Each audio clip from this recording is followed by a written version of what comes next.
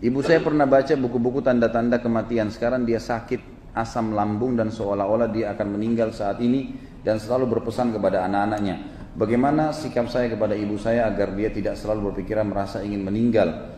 Terkait tema hari ini tentang qada dan qadar. Doakan ibu saya Ustaz agar disembuhkan dari penyakit. InsyaAllah semoga Allah angkat penyakitnya dan seluruh muslimin dan muslimat juga diangkat permasalahan dan penyakit-penyakitnya. Kalau masalah mati sudah pernah saya jelaskan. Kalau ada seseorang yang selalu memiliki perasaan mengingat kematian, itu tanda-tanda keimanan teman-teman sekalian. Jangan dibuang itu.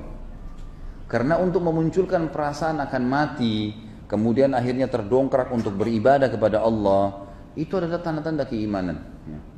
Karena kenapa banyak orang-orang yang berfoya-foya, orang yang berbuat maksiat, kenapa mereka berani melakukannya? Karena mereka tidak berpikir akan mati.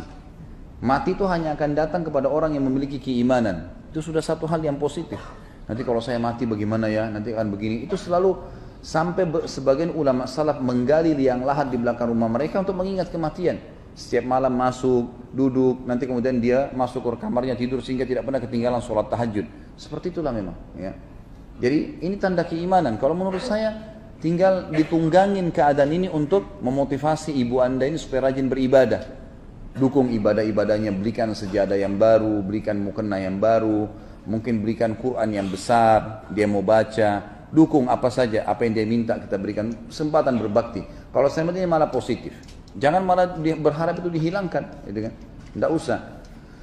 Itu yang pertama. Yang kedua, masalah mati. Kita bisa ingatkan, ini anda bisa mengingatkan ibu antum, bisa ingatkan ibu antum, atau untuk kita juga semua teman-teman sekalian. Bagi orang beriman mati itu bukan akhir segala-galanya, tapi awal segala-galanya. Bagi orang beriman, karena kita akan menerima hasil. Ini nanti antum dulu di majelis ilmu, sholat berjamaah, apa saja ibadah yang sedang kita kerjakan teman-teman, mati itu akan membuat kita melihat hasilnya.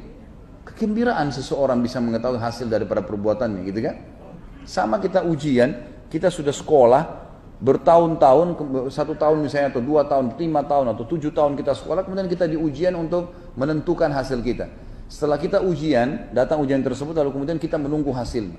Seperti itulah, kematian itu seperti ujiannya. Kemudian dia akan melihat hasilnya. Kalau orang beriman tidak akan pernah khawatir. Makanya pernah saya jelaskan, para sahabat ridwanullahi alaihim, itu kalau ada di antara mereka yang mau meninggal, mereka malah saling datang menyampaikan berita gembira. Berita gembira lah buat kamu ya, kamu akan meninggal. Sebentar lagi kau akan lihat hasil daripada perbuatan baikmu.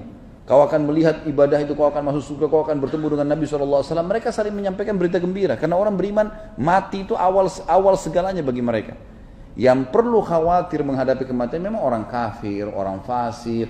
Karena memang jelas ujung-ujungnya dia akan masuk ke neraka, akan disiksa. Jadi bagi orang beriman tidak ada sesuatu yang perlu dikhawatirkan. Kalau misalnya ibu anda mengatakan, nak sebentar lagi mungkin kalau ibu mati, ibu berharap begini. Oh iya ibu, baik. Mudah-mudahan Allah berikan ibu umur panjang, kami masih sempat berbakti. Dan ibu mati itu sebenarnya bagi orang beriman hanya pindah alam kok. Ibu akan menuju ke kehidupan abadi. Mungkin ibu, mungkin saya, mungkin kakak, mungkin adik lebih dulu. Tapi insya Allah dengan tiket yang sama iman dan amal soleh kita akan ketemu di sana.